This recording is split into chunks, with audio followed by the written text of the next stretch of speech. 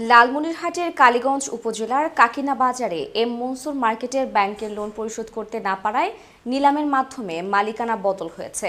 নিলাম সূত্রে ক্রয়কৃত মালিক মাহফুজা আক্তারের পক্ষে ব্যাংক কর্তৃপক্ষ আনুষ্ঠানিকভাবে ওই মার্কেটের ভাড়াটিয়াদের অবগত করেছেন উত্তরা ব্যাংক রংপুর পৌর মার্কেট শাখার কর্তৃপক্ষ।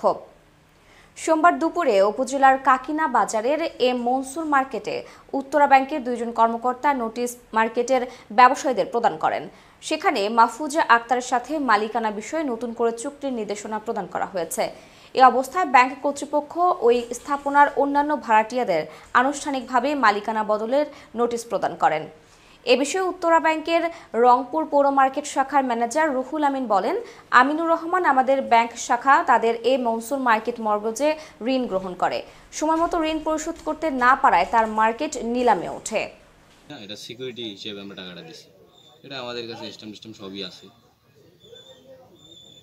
এই কারণে আমরা তার প্রমাণ যেহেতু আছে আমাদের কাছে, আমরা সেই হিসেবে আমরা তুলে নিতে পারবো টাকা। আমার কাছে 10% জমি বিক্রি করার জন্য টাকা নিচ্ছে। টাকা নেওয়ার পরে 1 বছর ঘুরাইছি, ঘোরার পরে তারা ব্যাংকেও টাকা পরিশোধ করে টাকা হস্তগত করে দিচ্ছে। হওয়ার পরে ব্যাংক ঋণ পরিশোধ না করাতে ব্যাংক নিলাম দিচ্ছে। নিলাম দেওয়ার পরে মানে নয়নে আমার ভাড়া দিল, তাই না? ও তো ওইভাবে বলছে যে ওরাই তো আমার ভাড়া দিল। আমার দেওয়া আছে যেমন 3.5 লক্ষ টাকা। পর্যায়ক্রমে আরও যে দোকানদার আছে ওদেরও টাকা আছে। ঠিক আছে, আমাদের এই টাকাটার বিষয়টাও দেখবেন আপনারা।